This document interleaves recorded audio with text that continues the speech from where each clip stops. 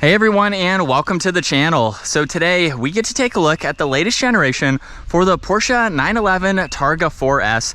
This model is finished off in a agate gray metallic with an MSRP right around $151,000. Now let's start off with what powers this 911. You won't actually be able to see the engine with the Targa here, but I do have it up at the moment. You have a storage shelf right there. The engine is tucked up underneath that. So you really don't have any access to that unless you take it in for service.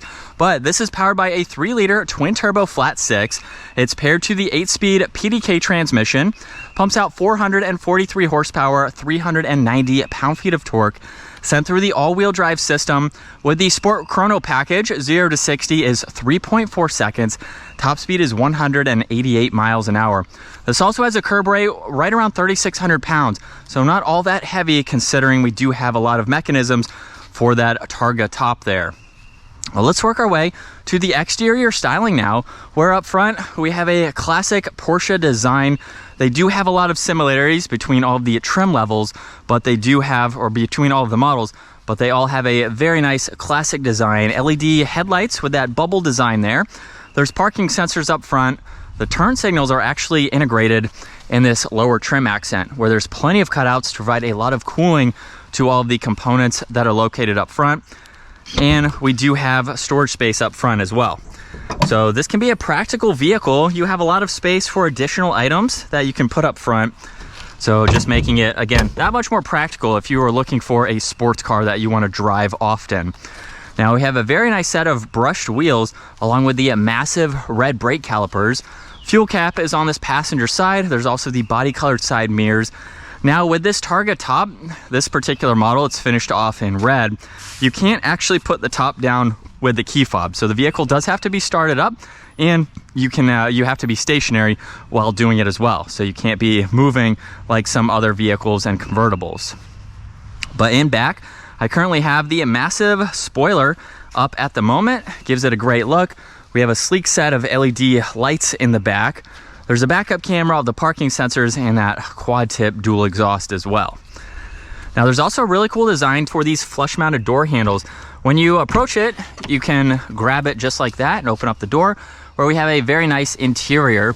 There's this gray accent for the release handle, 2 storage bins.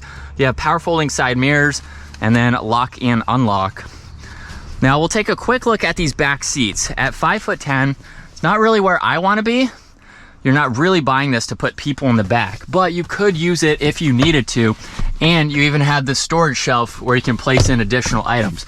So realistically, you have storage in the back and you have storage up front to make it practical. Now you also have an access to the front storage as well as opening that service glass with those controls down below.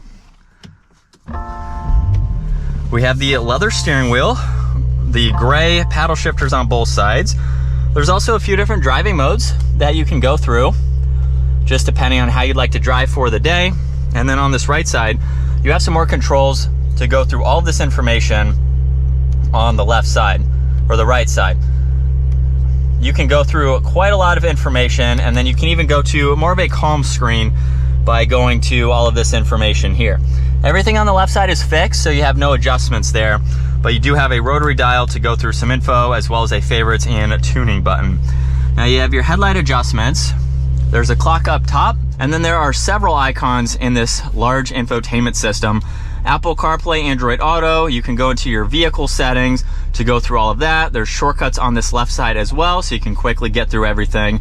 Sport Chrono, so you can monitor your 0 to 60 and all of that. Pretty easy system to go through. I like the user friendliness of it. And then you have some toggles down below. These are shortcuts that you can set up. There's also traction control, a suspension setting. You have air vents, as well as all of your climate adjustments for fan speed, temperature, power and volume for your audio. You have reverse with that backup camera. Then there's drive, manual, and the park setting.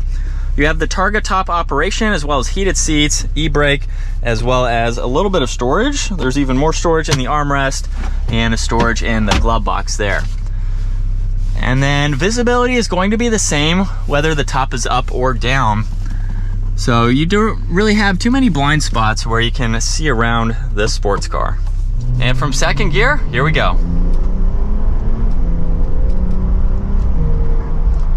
paddles are going to be incredibly quick. The PDK is known for being one of the quickest shifting transmissions in the automotive industry.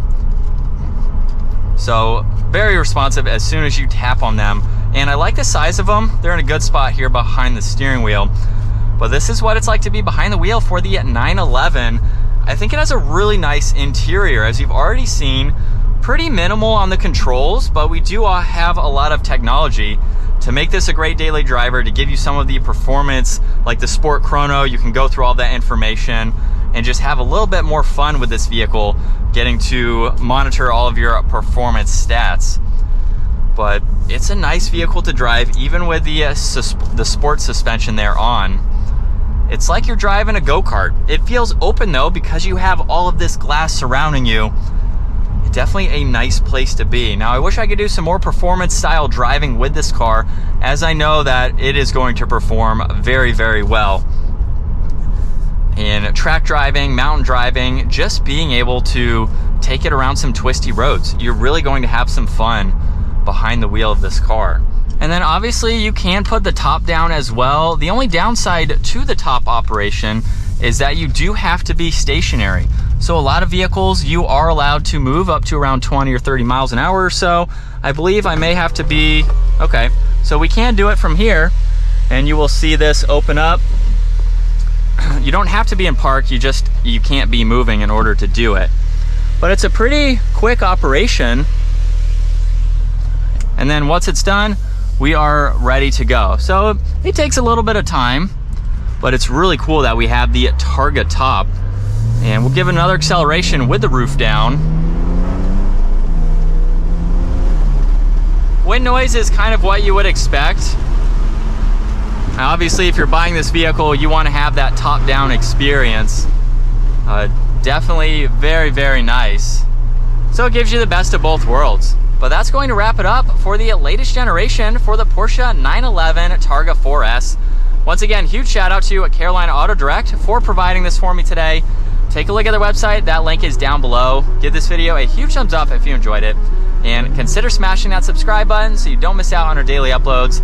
I will see you all in the next video.